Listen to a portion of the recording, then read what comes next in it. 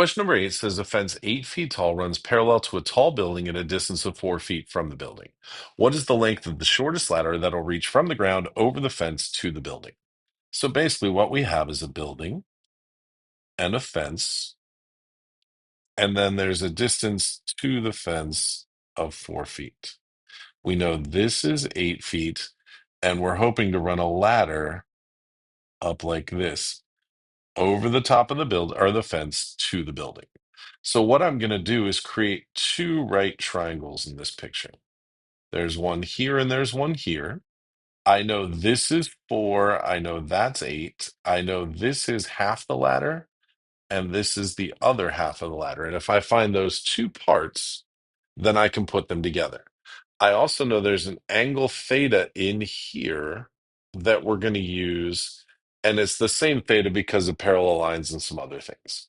So this is going to let me find some pieces out about this problem.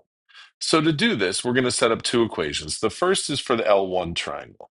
In the L1 triangle, we have opposite and hypotenuse. So what I'm going to say is the sine of theta is equal to 8 over L1. So rearranging that, L1 equals 8 over sine theta, or in a nicer version, 8 cosecant theta. And L2, my top triangle, this is now adjacent and hypotenuse.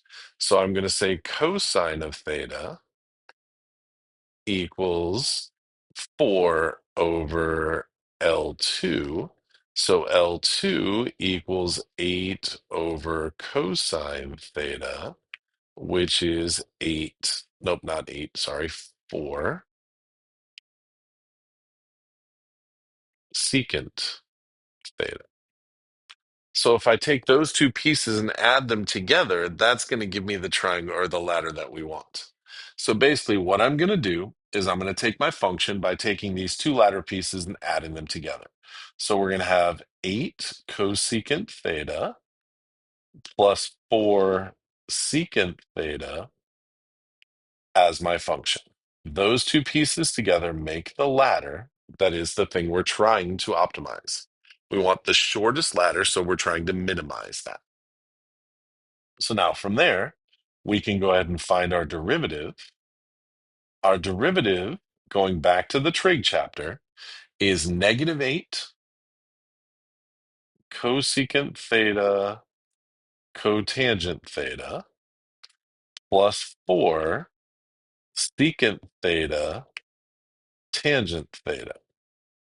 And I need to know where that equals 0. So at this point, it becomes a purely calculator problem. I'm going to set this equal to 0, and that's going to give me my critical values. So my critical values are wherever this equals 0. So letting Desmos or the graphing calculator solve that for you, my theta is going to come out to 0.8999 as a rather unrounded decimal. So now, what I really want is to know two things. What is the length of the ladder? So that would be L1 plus L2. Well, L1 is equal to 8 cosecant of 0.8999, which is approximately 10.2. And L2 is 4 secant of 0.8999, which again, the calculator will give me as 6.4-ish. Now, the only way this works out is if you're in radians, but you get your two lengths. So now the total ladder, putting these two together, comes out to 16.6 feet. That is the answer to my question.